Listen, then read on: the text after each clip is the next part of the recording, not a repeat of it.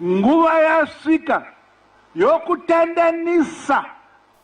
As President Mmusi Maimane prepares to take over the reins from Angolan President João Lorenzo, who's the outgoing chair of SADC, Zimbabwe's human rights record has made headlines for all the wrong reasons, with the DA calling on countries like South Africa to speak out and denounce what they call state-sponsored clampdown on pro-democracy activists.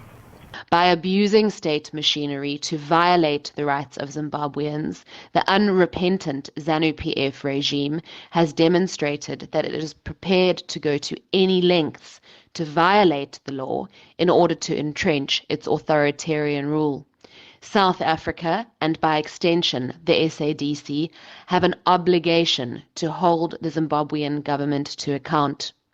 Allowing the summit to proceed in Harare under the current circumstances will not only endorse ZANU-PF's abuse of international law, but further undermine the principles upon which the SADC was established. Zimbabwean President Mmusi Mnangagwa's upcoming SADC chairmanship is testament to the continued failure of regional leaders to hold these political thugs to account.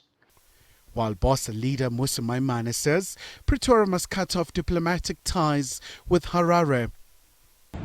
There is a crisis taking place in Zimbabwe. The people of Zimbabwe are suffering under a government that is beset on taking away their political rights. There have been a number of reports about opposition leaders disappearing and violence being enacted against them.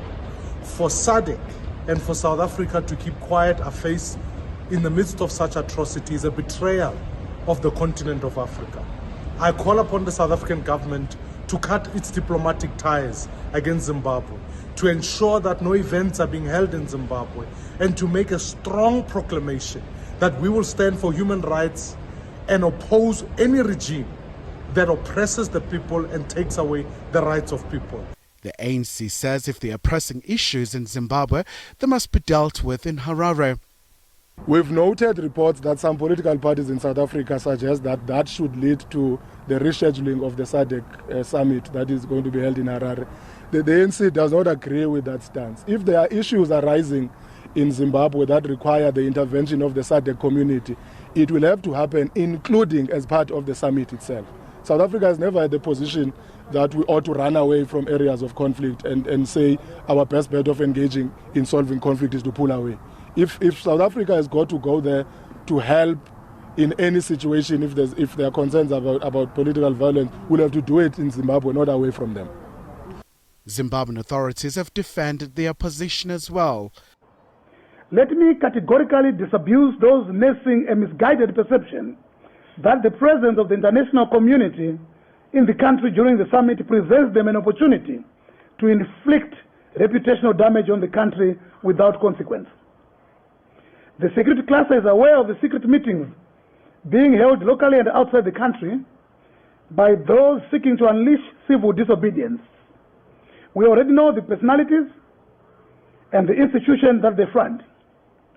We are also aware of those giving them logistical and financial support. We have also established their modus operandi, which includes hiring taxis to ferry demonstrators. Meanwhile, SADC leaders at the meeting will also look at promoting innovation to unlock opportunities for sustained economic growth. SADC chair of the Organ and Politics, Defence and Security Corporation will present a report, and they will further look at the drought in the region. Khayelihle, Khumalo, SABC News, Johannesburg.